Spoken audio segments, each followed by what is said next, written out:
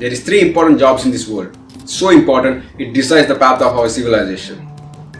Now you can understand the gravity of these jobs. But apparently, in these three jobs, two jobs requires least to no educational experience. Enough with the suspense, let's check it out. The most important three jobs in the world are teaching, parenting, and politicians. Hashtag English not even my second language. Yes, I consider parenting as a job.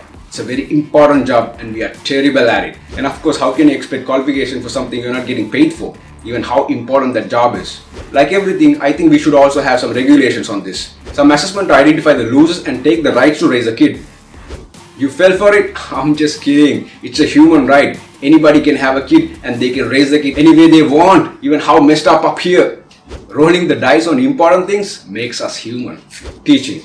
To be a teacher, it requires a ton of qualification and a lot of time to get there. But anyway, I'm going to knock it out of the list. Because we don't understand the value of them and we don't treat them or pay them enough for the job they are doing, even how qualified they are. We are living in a time that admire and praise education, but seems not to apply for important things. That's weird. Speaking of qualification, politician, the holiest of holiest professions, more holier than parenting. That's why when we are addressing them, we just add honorific titles to stroke their ego. They seem to love it and they think they deserve it. By the way, they don't work for free. We pay them. We let them steal. We let them get away with anything. And we make sure they live a luxury life while the country is going to shit and they are making the best out of our innocence and our stupidity. I understand worshipping celebrities, but I don't understand worshipping politicians. Why still we are doing this? The next best thing the politicians do is the oath. But I think the oath they take, it's too short and vague. It should be more detailed and blunt. Like, I won't steal, I won't lie. Because when you have heavy sugar-coated professional wordings, they don't seem to get it. Because we know what kind of people goes to parliament, not intellectuals. We should simplify things and make them memorize the oath. Should not be guided by some guy in a court or should not read from a script. They should memorize every word of it. Because they are reading from a script, they don't get it. They forget and start stealing. We can take it one step further. We can tattoo the oath in their arms. And we can make it mandatory. They swear that they won't break the law. But once they're in the office, they think they're above the law. Politicians are not paid by millions, but millions of people's lives depending on their action. But still, they steal in billions. This job requires compassion, vision, dedication, and selflessness. How many politicians we know have these qualities? They all have this one agenda. Stay in power as long as they can, make money as much as they can, divide the people, divide the country as long as they can. They never want us to be united. They always make sure to keep us apart. And that's how they reign. If you want to bring down a corrupt politician or corrupt government, there's only one thing we can do. Be united. We have to drop all our personal agendas and get together. When an election is closing in, you can see candidates brewing up every corner to serve the people. They spend millions to serve the people. Wow.